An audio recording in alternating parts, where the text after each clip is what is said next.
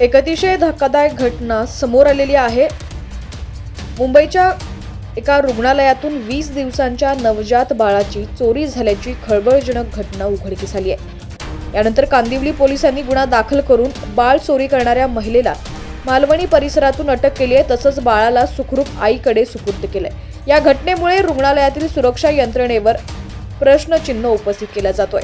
कांदिवली परिसरात राहणाऱ्या महिलेची 25 दिवसांपूर्वी कांदिवली पश्चिमेकडील एका रुग्णालयात प्रसूती झाली। तिला मुलगा झाला, मात्र बाळाचं वजन कमी आणि अशक्त असल्यानं त्याच्यावर रुग्णालयातच उपचार सुरू होते। याच दरम्यान मालवणी परिसरात राहणाऱ्या एका महिलेने प्रसूती झालेल्या महिलेची दिशाभूल करत तिच्या 20 दिवसांच्या बाळाची चोरी केली।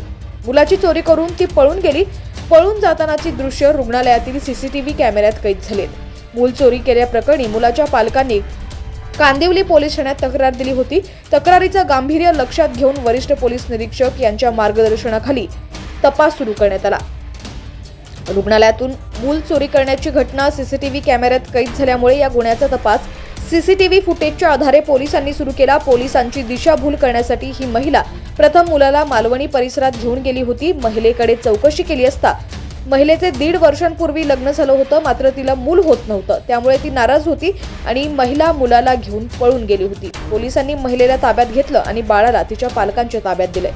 पोलिसांनी सांगितलं की ही महिला प्रथम रुग्णालयात गेली, तिथे तिने मुलाच्या आईशी याविषयी बोललं। विश्वासात आल्यानंतर आरोपी महिलेने मुलाच्या आईला तोंड धुण्यासाठी पाठवलं आणि ती बाळासोबत पळून गेली होती। या घटनेनंतर आता रुग्णालयातील सुरक्षा कर्मचारी आणि केअरटेकरवर प्रश्न उपस्थित होतोय। दररोज शेकडो महिला आपल्या नवजात बालकांना रुग्णालयात घेऊन येतात, त्यामुळे आता त्यांच्या सुरक्षेची जबाबदारी कुणाची हा प्रश्न देखील या निमित्तानं आता उपस्थित केला जातोय।